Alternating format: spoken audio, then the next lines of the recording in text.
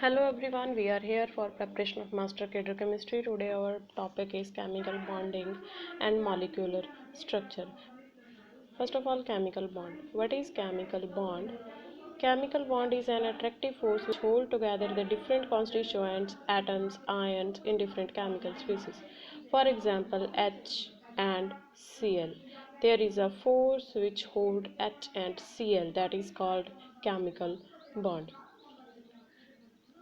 Before doing this chapter, some questions are always in our mind. First is, why do atoms combine? Second is, why do only certain combinations are possible? Why do some atoms are combined and others do not? Why do molecules have definite shape? After this chapter, all these questions are clear in our mind. Next question, is the first topic, that is Cauchy-Leo's approach to the chemical bonding. It is the first logical explanation about the chemical bond and combination of two atoms.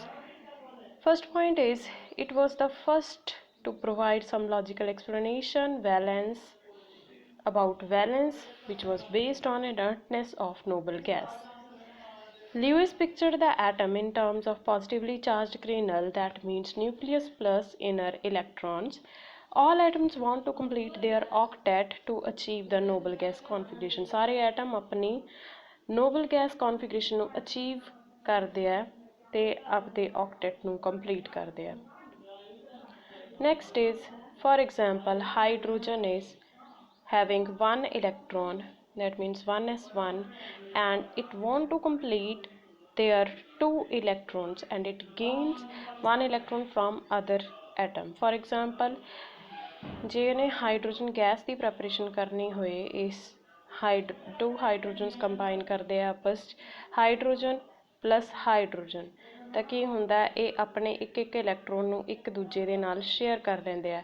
ਇਹਦੇ ਨਾਲ ਇੱਕ hydrogen ਨੂੰ ਲੱਗਦਾ ਕਿ ਉਹਦੇ ਕੋਲ ਦੋ electrons ਹੈ, ਦੂਜੀ ਹਾਈਡਰੋਜਨ ਨੂੰ ਵੀ ਇਹ ਲੱਗਦਾ ਕਿ ਉਹਦਾ ਆਕਟੈਟ ਕੰਪਲੀਟ ਹੈ, ਤਾਂ ਇੱਕ ਦੂਜੇ ਨਾਲ ਇਲੈਕਟ੍ਰੋਨ ਸ਼ੇਅਰ ਕਰਕੇ ਉਹ ਆਪਣੇ ਆਕਟੈਟ ਨੂੰ ਕੰਪਲੀਟ ਕਰਦੇ ਆ. Next is Lewis symbols. Outer electrons take part in chemical combination is known as valence electrons. सिर्फ outer electron ही chemical combination ਦੇ ਵਿੱਚ part ਲੈਂਦੇ ਆ ਤੇ ਉਹਨੂੰ ਆਪਾਂ ਕਹਿੰਦੇ ਆ valence electrons. Lewis introduced a notation to represent the valence electron. These notations are called Lewis symbols. Lewis ਨੇ ਇੱਕ notation ਦਿੱਤੀ ਸੀਗੀ represent ਕਰਨ ਲਈ valence electrons ਨੂੰ, ਤੇ ਉਹਨੂੰ ਆਪਾਂ ਕਹਿੰਦੇ ਆ Lewis symbols. For example, carbon have 4 electrons in its valence shell, so there is 4 dots, so we represent with 4 dots. So this is the Lewis symbol for the carbon atom, because 4 electrons are in valence shell of carbon, so there is 4 dots around the carbon. It is the Lewis symbol for the carbon. Next is some examples for the Lewis symbol. For example, hydrogen having 1 electron, so 1 electron, 1 dot around the hydrogen, that is Lewis symbol for the hydrogen. And next is carbon, 4 dots around the carbon, that means 4 electrons in valence shell of the carbon. Next is water. If let us consider that hydrogen, they are combined to form hydrogen gas, H2 molecule. To form this H2 molecule, they share 2 electrons. अगर वो 2 इलैक्ट्रॉन्स ਨੂੰ share ਕਰਦੇ, that means 1 pair of electron ਨੂੰ share ਕਰਦੇ ਤਾਂ single bond ਨੂੰ ਉਹ represent ਕਰਦੇ. ਅਗਰ ਉਹ 2 ਪੇਅਰਸ ਨੂੰ ਰਿਪਰੈਜ਼ੈਂਟ ਕਰ ਰਿਹਾ, 2 ਪੇਅਰਸ ਨੂੰ ਸ਼ੇਅਰ ਕਰ ਰਿਹਾ, that means ਉਹ ਡਬਲ ਬੌਂਡ ਨੂੰ ਰਿਪਰੈਜ਼ੈਂਟ ਕਰ ਰਿਹਾ ਹੈ. ਅਗਰ ਉਹ 3 ਪੇਅਰਸ ਆਫ ਇਲੈਕਟ੍ਰॉन्स ਨੂੰ ਸ਼ੇਅਰ ਕਰ ਰਹੇ ਹੈ ਆਪਸ 'ਚ, that means ਉਹ ਟ੍ਰਿਪਲ ਬੌਂਡ ਨੂੰ ਰਿਪਰੈਜ਼ੈਂਟ ਕਰ ਰਿਹਾ, ਜਿਵੇਂ ਕਿ ਇੱਥੇ ਦੱਸਿਆ ਹੋਇਆ ਐਗਜ਼ਾਮਪਲਸ ਦੇ ਵਿੱਚ.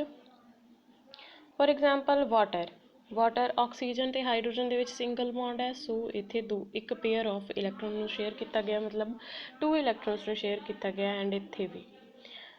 ਨੈਕਸਟ ਇਜ਼ ਇਥਾਈਲਿਨ ਦੇ ਵਿੱਚ ਡਬਲ ਬੌਂਡ ਹੈ, ਤਾਂ 4 ਇਲੈਕਟ੍ਰੋਨਸ ਪੇਅਰ ਆਪਸ ਦੇ ਵਿੱਚ ਸ਼ੇਅਰ ਹੋਣਗੇ, ਐਂਡ ਹਾਈਡਰੋਜਨ ਦੇ ਨਾਲ ਸਿੰਗਲ ਬੌਂਡ ਹੈ, ਸੋ ਇੱਥੇ ਇੱਕ ਪੇਅਰ ਇਲੈਕਟ੍ਰੋਨਸ ਦਾ ਸ਼ੇਅਰ ਹੋਏਗਾ, ਇੱਥੇ ਵੀ ਸਿੰਗਲ ਬੌਂਡ ਹੈ, ਇੱਕ ਪੇਅਰ ਇਲੈਕਟ੍ਰੋਨਸ ਦਾ ਸ਼ੇਅਰ ਹੋਏਗਾ, ਇੱਧਰ ਵੀ ਤੇ ਇੱਧਰ ਵੀ. Next is ਐਸੀਟਾਈਲਿਨ। ਐਸੀਟਾਈਲਿਨ ਦੇ ਵਿੱਚ ਟ੍ਰਿਪਲ ਬੌਂਡ ਹੈ ਤਾਂ 3 ਪੇਅਰ ਆਫ ਇਲੈਕਟ੍ਰੋਨਸ ਇੱਥੇ ਸ਼ੇਅਰ ਹੋਣਗੇ ਐਂਡ ਕਾਰਬਨ ਤੇ ਹਾਈਡਰੋਜਨ ਦੇ ਵਿੱਚ ਸਿੰਗਲ ਬੌਂਡ ਹੈ ਤਾਂ 1 ਪੇਅਰ ਇਲੈਕਟ੍ਰੋਨ ਦਾ ਸ਼ੇਅਰ ਹੋਏਗਾ। ਇਸ ਕਾਰਬਨ ਤੇ ਹਾਈਡਰੋਜਨ ਦੇ ਵਿੱਚ ਵੀ ਸਿੰਗਲ ਬੌਂਡ ਹੈ 1 ਪੇਅਰ ਆਫ ਇਲੈਕਟ੍ਰੋਨ ਸ਼ੇਅਰ ਹੋਏਗਾ। Next is causal relation to the chemical bonding. Bond is formed as a result of electrostatic attraction between positive and negative charge termed as electrocovalent bond. For example, NaCl, sodium and chlorine. Sodium and chlorine. Sodium having electronic configuration of neon 3s, neon 3s1, and chlorine have electronic configuration of, so it having 1 electron extra, so sodium ਕੀ ਕਰਦਾ ਹੈ, ਇੱਕ electron ਦਾ Las ਕਰ ਦਿੰਦਾ ਹੈ, ਇੱਕ electron ਦਾ Las ਕਰ ਦਿੰਦਾ ਹੈ।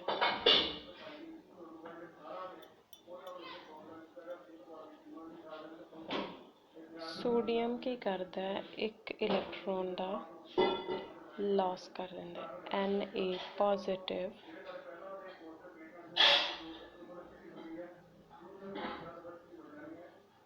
Na ਕੀ ਕਰਦਾ ਹੈ, ਇੱਕ ਇਲੈਕਟ੍ਰੋਨ ਦਾ ਲਾਸ ਕਰ ਦਿੰਦਾ ਹੈ। Na positive plus electron. Chlorine ਨੂੰ ਇੱਕ ਇਲੈਕਟ੍ਰੋਨ ਚਾਹੀਦਾ ਹੁੰਦਾ ਅਤੇ ਉਹ ਇਲੈਕਟ੍ਰੋਨ ਨੂੰ ਐਕਸੈਪਟ ਕਰ ਲੈਂਦਾ ਹੈ, ਕਲੋਰੀਨ ਨੈਗੇਟਿਵ ਉਹਦੇ 'ਤੇ ਚਾਰਜ ਆ ਜਾਂਦਾ। ਫਿਰ ਕੀ ਕਰਦੇ ਆ ਕਿ Na positive and Cl negative ਮਿਲ ਕੇ ਆਪਸ 'ਚ ਇੱਕ ਮੋਲੀਕਿਊਲ ਬਣਾਉਂਦੇ ਆ NaCl. Same is the case with calcium. Calcium having electronic configuration argon 4s2. ਇਹਦੇ ਕੋਲ 2 ਇਲੈਕਟ੍ਰੋਨ ਐਕਸਟਰਾ ਹੈ ਤੇ ਕੀ ਕਰਦਾ ਹੈ, ਆਪਣੇ 2 ਇਲੈਕਟ੍ਰੋਨਸ ਨੂੰ ਲਾਸ ਕਰ ਦਿੰਦਾ। ਐਂਡ ਸਿਮਿਲਰਲੀ ਆਇਰਨ ਦੇ ਵਿੱਚ ਕੀ ਹੈ, ਆਇਰਨ ਕੀ ਕਰਦਾ ਹੈ, ਆਇਰਨ ਦੀ ਇਲੈਕਟ੍ਰੋਨਿਕ ਕੌਨਫਿਗਰੇਸ਼ਨ ਕੀ ਹੁੰਦੀ ਹੈ, ਹੀਲੀਅਮ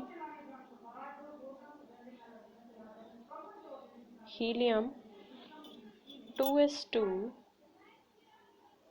2p5। ਇਹਨੂੰ ਕੀ ਇੱਕ ਇਲੈਕਟ੍ਰੋਨ ਚਾਹੀਦਾ ਹੀਲੀਅਮ ਨੂੰ,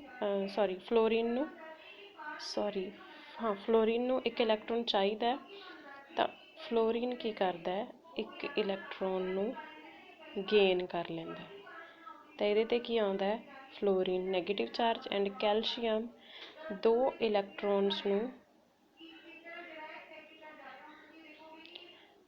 ਇਲੈਕਟ੍ਰੋਨਸ ਨੂੰ ਲਾਸ ਕਰਦਾ ਹੈ ਤਾਂ ਉਹਦੇ 'ਤੇ ਕੀ ਆਉਂਦਾ 2 ਪੋਜ਼ਿਟਿਵ ਚਾਰਜ। ਫਿਰ ਕੀ ਹੁੰਦਾ ਹੈ ਕਿ calcium 2 positive and 2 fluorine negative atoms ਮਿਲ ਕੇ ਕੀ ਬਣਾਉਂਦੇ ਆ, ਕੈਲਸ਼ੀਅਮ F2 ਮੋਲੀਕਿਊਲ। ਅੰਡਰਸਟੈਂਡ? ਤਾਂ ਕੀ ਹੈ, फर्स्ट पॉइंट क्या है कि bond is formed as a result of electrostatic attraction between positive and negative termed as electrocovalent bond. इन्हों आयनिक बॉन्ड भी कह देंगे, इलेक्ट्रोकोवेलेंट बॉन्ड भी कह देंगे। Electrovalence is thus equal to number of units charge on the ion. Electrovalence कि equal होगा जिन्ना चार्ज है यूनिट चार्ज आयन पे उन्होंने आप कह देंगे electrovalence. For example calcium having electrovalence of 2 electrons, मतलब 2 is the electrovalence and positive electrovalence है, and chlorine have negative electrovalence of 1. Next is octet rule. The Causal and Lewis in 1916 developed an important theory of chemical combination known as electronic theory of chemical bonding. According to this, atoms can combine either by 1916 ਦੇ ਵਿੱਚ ਕੌਸਲ and ਲਿਊਇਸ ਨੇ ਇੱਕ theory develop ਕੀਤੀ ਸੀਗੀ chemical combination ਦੀ। ਉਹਦਾ ਨਾਮ ਦਿੱਤਾ ਗਿਆ ਸੀਗਾ electronic theory of chemical bonding. ਅਤੇ ਇਹਦੇ ਅਕੋਰਡਿੰਗ ਕੀ ਸੀਗਾ ਕਿ ਕੋਈ ਵੀ ਜਿਹੜੇ ਐਟਮਸ ਹੈ ਉਹ ਇਹਨਾਂ ਦੋ ਤਰੀਕਿਆਂ ਦੇ ਨਾਲ ਆਪਸ 'ਚ ਕੰਬਾਈਨ ਕਰ ਸਕਦੇ ਆ। By the transfer of electrons from one atom to another, ਤਾਂ ਉਦੋਂ ਕੀ ਬਣੂਗਾ ionic bond. By the sharing of valence electrons, ਤਾਂ ਉਦੋਂ ਕਿਹੜਾ ਬਣੂਗਾ ਕੋਵੈਲੈਂਟ ਬੌਂਡ। ਇਹਨਾਂ ਦੋ ਤਰੀਕਿਆਂ ਦੇ ਨਾਲ ਕੋਈ ਵੀ ਨੋਬਲ ਗੈਸ ਕੌਨਫੀਗਰੇਸ਼ਨ ਕੋਈ ਐਟਮ ਅਚੀਵ ਕਰਦਾ ਹੈ ਅਤੇ ਉਹਨੂੰ ਆਪਾਂ ਕਹਿੰਦੇ ਹਾਂ octet rule. Next is formation of ionic bond. Formation of ionic bond, ਜਿਵੇਂ ਕਿ ਆਪਾਂ ਪਹਿਲਾਂ ਹੀ ਡਿਸਕਸ ਕੀਤਾ ਕਿ ਟਰਾਂਸਫਰ ਆਫ ਇਲੈਕਟ੍ਰੋਨਸ ਦੇ ਨਾਲ ਫਾਰਮੇਸ਼ਨ ਹੁੰਦੀ ਹੈ ਆਇਨਿਕ ਬੌਂਡ ਦੀ, ਅਤੇ ਇਹਨੂੰ ਆਪਾਂ ਇਲੈਕਟ੍ਰੋਸਟੈਟਿਕ ਅਟਰੈਕਸ਼ਨ ਵੀ ਕਹਿ ਦਿੰਦੇ ਹਾਂ ਕਿ ਆਪਸ ਵਿੱਚ ਦੋ ਐਟਮਸ ਦੇ ਵਿੱਚ ਇਲੈਕਟ੍ਰੋਸਟੈਟਿਕ ਅਟਰੈਕਸ਼ਨ ਦੇ ਕਾਰਨ ਉਹ ਕੋਈ ਵੀ ਆਇਨਿਕ ਬੌਂਡ ਹੈ ਜਿਹੜਾ ਉਹ ਫਾਰਮ ਹੋਊਗਾ। Positive and negative ions the formation ਹੋਊਗੀ। There is arrangement of positive and negative ions in solid and this is called lattice crystalline compounds. For example NaCl ਹੈ ਜਿਹੜਾ ਉਹ ਕਿਵੇਂ ਬਣਦਾ ਹੈ, ਇਸੇ ਤਰ੍ਹਾਂ ਦੀ ਆਇਨ ਫਾਰਮੇਸ਼ਨ ਦੇ ਨਾਲ ਬਣਦਾ ਹੈ, ਇੱਕ ਪੋਜ਼ਿਟਿਵ ਚਾਰਜ ਵਾਲਾ ਅਤੇ ਇੱਕ ਨੈਗੇਟਿਵ ਚਾਰਜ ਵਾਲਾ। ਤਾਂ ਇਹਨਾਂ ਨੂੰ ਆਪਾਂ ਕੀ ਕਹਿੰਦੇ ਹਾਂ ਕਿ ਕ੍ਰਿਸਟਲਾਈਨ ਕੰਪਾਊਂਡਸ ਹੈ। ਜਿਵੇਂ ਕਿ ਆਪਾਂ ਦੇਖਿਆ ਹੀ ਹੈ ਕਿ ਜਿਹੜਾ ਸਾਲਟ ਹੈ NaCl ਜੋ ਆਪਾਂ ਯੂਜ਼ ਕਰਦੇ ਹਾਂ ਉਹ ਕ੍ਰਿਸਟਲ ਦੀ ਫਾਰਮ ਦੇ ਵਿੱਚ ਹੁੰਦਾ, ਅਤੇ ਕੀ ਕਰਦੇ ਆ ਕ੍ਰਿਸਟਲਾਈਨ ਕੰਪਾਊਂਡਸ ਦੀ ਫਾਰਮੇਸ਼ਨ ਕਰਦੇ ਆ। Formation of positive ions involves the loss of electrons while the formation of negative ions involves the addition of electron। ਇਹ ਸਾਰਾ ਕੁਛ ਜਰਨਲ ਗੱਲਾਂ ਆਪਾਂ ਨੂੰ ਸਾਰਿਆਂ ਨੂੰ ਪਤਾ ਹੀ ਹੈਗੀਆਂ, ਬਟ ਸਿਲੇਬਸ 'ਚ ਹੈਗੀਆਂ ਤਾਂ ਇਸ ਲਈ ਆਪਾਂ ਕਰ ਰਹੇ ਹਾਂ, ਕਰਨੀਆਂ ਜ਼ਰੂਰੀ ਹੈ। Next is factors in which the formation of ionic bonds depends. There are three factors in which the ionic bonds are depends. First is low ionization enthalpy. Ionization enthalpy है ਜਿਹੜੀ ਉਹ low ਹੋਣੀ ਚਾਹੀਦੀ ਹੈ। high electron gain enthalpy ਹੋਣੀ ਚਾਹੀਦੀ ਹੈ। high electron gain enthalpy ਕੀ ਹੈ, ਬਹੁਤ high ਹੋਣੀ ਚਾਹੀਦੀ ਹੈ, ਅਤੇ high lattice enthalpies exist ਕਰਨੀਆਂ ਚਾਹੀਦੀਆਂ। ਹੁਣ ਆਪਾਂ ਡਿਸਕਸ ਕਰਾਂਗੇ one by one ਕਿ ਹੁੰਦੀਆਂ ਕੀ ਹੈ ਅਤੇ ਕਿਸ ਤਰ੍ਹਾਂ ਦੇ ਨਾਲ ਐਕਟ ਕਰਦੀਆਂ। First of all, low ionization enthalpy. Before doing that we have to know that what is ionization enthalpy. Ionization enthalpy ਕੀ ਹੁੰਦੀ ਹੈ, amount of energy required to remove most loosely bound electron from an isolated gaseous atom to form positive ion. Means ਕਿ ਕਿਸੇ ਵੀ atom ਦੇ ਵਿੱਚੋਂ ਲੂਜ਼ਲੀ bound electron ਨੂੰ remove ਕਰਨਾ ਹੈ। ਉਹਨੂੰ ਰਿਮੂਵ ਕਰਨ ਦੇ ਲਈ ਜਿਹੜੀ ਐਨਰਜੀ ਚਾਹੀਦੀ ਹੈ, ਜਿਹੜੀ ਐਨਰਜੀ ਆਪਾਂ ਨੂੰ ਚਾਹੀਦੀ ਹੈ ਉਹਨੂੰ ਰਿਮੂਵ ਕਰਨ ਦੇ ਲਈ, ਉਹਨੂੰ ਆਪਾਂ ਕਹਾਂਗੇ ਆਇਨਾਈਜੇਸ਼ਨ ਐਂਥੈਲਪੀ। ਫੋਰ ਐਗਜ਼ਾਮਪਲ ਕਿ ਮੰਨ ਲਓ ਕੋਈ ਮੈਟਲ ਹੈ ਆਪਣੇ ਕੋਲ, ਉਹਦੇ ਵਿੱਚੋਂ ਇੱਕ ਇਲੈਕਟ੍ਰੋਨ ਨੂੰ ਰਿਮੂਵ ਕਰਨਾ ਹੈ, ਤਾਂ ਉਹ ਕੀ ਬਣ ਜਾਊਗਾ M ਪੋਜ਼ੀਟਿਵ ਪਲੱਸ ਇਲੈਕਟ੍ਰੋਨ। ਠੀਕ ਹੈ, ਤਾਂ ਇਸ ਕੌਨਸੈਪਟ ਦੇ ਲਈ ਜਿਹੜੀ ਐਨਰਜੀ ਲੱਗੀ ਉਹਨੂੰ ਆਪਾਂ ਕਹਿੰਦੇ ਹਾਂ ਆਇਨਾਈਜੇਸ਼ਨ ਐਂਥੈਲਪੀ। ਦੈਟ ਮੀਨਸ ਆਇਨਾਈਜੇਸ਼ਨ ਐਂਥੈਲਪੀ ਹੈ ਜਿਹੜੀ ਉਹ ਘੱਟ ਹੋਣੀ ਚਾਹੀਦੀ ਹੈ, ਕਿਉਂਕਿ ਜਿੰਨੀ ਜ਼ਿਆਦਾ ਆਇਨਾਈਜੇਸ਼ਨ ਐਂਥੈਲਪੀ ਘੱਟ ਹੋਊਗੀ ਓਨਾ ਹੀ ਈਜ਼ੀ ਰਹੂਗਾ ਇਲੈਕਟ੍ਰੋਨ ਨੂੰ ਲੂਜ਼ ਕਰਵਾਉਣਾ, ਅਤੇ ਜਿੰਨਾ ਜ਼ਿਆਦਾ ਈਜ਼ੀ ਰਹੂਗਾ ਇਲੈਕਟ੍ਰੋਨ ਨੂੰ ਲੂਜ਼ ਕਰਵਾਉਣਾ, ਮਤਲਬ ਆਇਨਾਈਜੇਸ਼ਨ ਐਂਥੈਲਪੀ ਘੱਟ ਹੋਊਗੀ, ਓਨੀ ਜ਼ਿਆਦਾ ਟੈਂਡੈਂਸੀ ਹੋਊਗੀ ਕਿ ਆਇਨਿਕ ਬੌਂਡਸ ਦੀ ਫਾਰਮੇਸ਼ਨ ਹੋਵੇ। Lesser the ionization enthalpy of an atom, greater is the ease of losing the valence electron, and decrease in ionization enthalpy tends to the greater tendency to form ionic bonds. Next is high electron gain enthalpy. Electron gain enthalpy ਕੀ ਹੁੰਦੀ ਹੈ, amount of energy released when an electron is added to isolated gaseous atom to form negative ion. Electron gain enthalpy ਕੀ ਹੁੰਦੀ ਹੈ ਕਿ ਜਿੰਨੀ amount of energy release ਹੁੰਦੀ ਹੈ ਜਦੋਂ ਆਪਾਂ ਕੋਈ ਇਲੈਕਟ੍ਰੋਨ ਕਿਸੇ ਗੈਸ਼ੀਅਸ ਐਟਮ ਦੇ ਵਿੱਚ ਐਡ ਕਰਦੇ ਹਾਂ to form negative ion. For example ਕਿ ਕੋਈ ਆਪਣੇ ਕੋਲ ਹੈਲੋਜਨ ਹੈ X ਗੈਸ਼ੀਅਸ ਫਾਰਮ ਦੇ ਵਿੱਚ ਹੈ, ਉਹਦੇ 'ਚ ਆਪਾਂ ਨੇ ਇੱਕ ਇਲੈਕਟ੍ਰੋਨ ਐਡ ਕੀਤਾ ਹੈ ਤਾਂ ਉਸ ਇਲੈਕਟ੍ਰੋਨ ਨੂੰ ਐਡ ਕਰਨ ਦੇ ਲਈ ਅਤੇ ਨੈਗੇਟਿਵ ਆਇਨ ਬਣਾਉਣ ਦੇ ਲਈ ਜਿੰਨੀ ਐਨਰਜੀ ਯੂਜ਼ ਹੁੰਦੀ ਹੈ, ਜਿੰਨੀ ਐਨਰਜੀ ਰਿਲੀਜ਼ ਹੁੰਦੀ ਹੈ ਜਦੋਂ ਇਲੈਕਟ੍ਰੋਨ ਐਡ ਹੁੰਦਾ ਤਾਂ ਉਹਨੂੰ ਆਪਾਂ ਕਹਿੰਦੇ ਹਾਂ ਇਲੈਕਟ੍ਰੋਨ ਗੇਨ ਐਂਥੈਲਪੀ। ਅਤੇ ਇਲੈਕਟ੍ਰੋਨ ਗੇਨ ਐਂਥੈਲਪੀ ਕੀ ਹੋਣੀ ਚਾਹੀਦੀ ਹੈ? ਹਾਈ ਹੋਣੀ ਚਾਹੀਦੀ ਹੈ, ਕਿਉਂਕਿ ਜਿੰਨੀ ਜ਼ਿਆਦਾ ਇਲੈਕਟ੍ਰੋਨ ਗੇਨ ਐਂਥੈਲਪੀ ਹਾਈ ਹੋਊਗੀ ਓਨਾ ਈਜ਼ੀਲੀ ਆਇਨ ਦੀ ਫਾਰਮੇਸ਼ਨ ਹੋ ਜੂਗੀ, so that the high electron gain enthalpy is more important to form ionic bond, and low ionization enthalpy is also important to form ionic bond. Next is high lattice enthalpy. ਹੁਣ lattice enthalpy ਕੀ ਹੁੰਦੀ ਹੈ ਆਪਾਂ discuss ਕਰਦੇ ਹਾਂ। lattice enthalpy ਹੁੰਦੀ ਹੈ ਕਿ electrostatic force of attraction ਕਿੰਨੀ ਹੈ, ਇਲੈਕਟ੍ਰੋਸਟੈਟਿਕ ਫੋਰਸ ਆਫ ਅਟਰੈਕਸ਼ਨ ਕਿੰਨੀ ਹੈ ਕਿਸੇ ਵੀ ਮੋਲੀਕਿਊਲ ਦੇ ਵਿੱਚ। ਫੋਰ ਐਗਜ਼ਾਮਪਲ NaCl ਦੀ ਆਪਾਂ ਐਗਜ਼ਾਮਪਲ ਲੈ ਲੈਂਦੇ ਹਾਂ, ਇਹਨਾਂ ਦੇ ਵਿੱਚ ਇਲੈਕਟ੍ਰੋਸਟੈਟਿਕ ਫੋਰਸ ਕਿੰਨੀ ਹੈ ਉਹਨੂੰ ਆਪਾਂ ਕਹਿੰਦੇ ਹਾਂ ਕਿ ਉਹ ਜਿੰਨੀ ਐਨਰਜੀ ਦੇ ਨਾਲ ਉਹ ਆਪਸ ਦੇ ਵਿੱਚ ਬਾਉਂਡ ਹੈ ਉਨੀ ਇਲੈਕਟ੍ਰੋਸਟੈਟਿਕ ਅਟਰੈਕਸ਼ਨ, ਮਤਲਬ ਇਲੈਕਟ੍ਰੋਸਟੈਟਿਕ ਫੋਰਸ ਉਹਦੇ ਵਿੱਚ ਕਿੰਨੀ ਹੈ, ਕਿੰਨੀ ਅਟਰੈਕਸ਼ਨ ਹੈ। ਜਿੰਨੀ ਜ਼ਿਆਦਾ ਅਟਰੈਕਸ਼ਨ ਹੋਊਗੀ ਦੋ ਐਟਮਸ ਦੇ ਵਿੱਚ ਓਨਾ ਹੀ ਸਟਰੋਂਗ ਕੀ ਬਣੂਗਾ, ਕ੍ਰਿਸਟਲ ਬਣੂਗਾ। ਅਤੇ ਜਿੰਨਾ ਸਟਰੋਂਗ ਕ੍ਰਿਸਟਲ ਬਣੂਗਾ, ਜਿੰਨਾ ਹੀ ਸਟਰੋਂਗ ਕ੍ਰਿਸਟਲ ਦੀ ਫਾਰਮੇਸ਼ਨ ਹੋਊਗੀ, strong crystal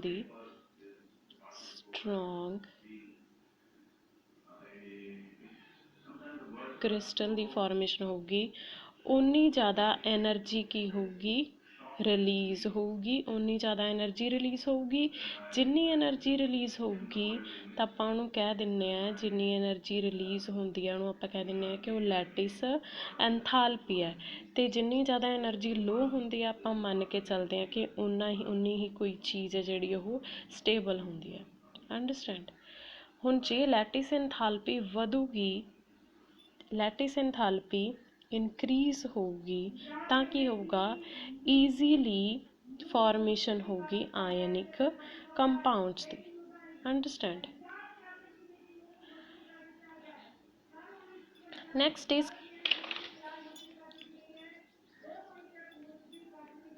condition to form stable ionic bonding. ਜਿਵੇਂ ਕਿ ਆਪਾਂ ਹੁਣੇ ਡਿਸਕਸ ਕੀਤਾ ਹੀ ਹੈ ਕਿ ਆਇਨਾਈਜੇਸ਼ਨ ਐਂਥੈਲਪੀ of atom forming the cation should be low, the electron gain enthalpy of atom forming anion should highly, negative lattice enthalpy should be high.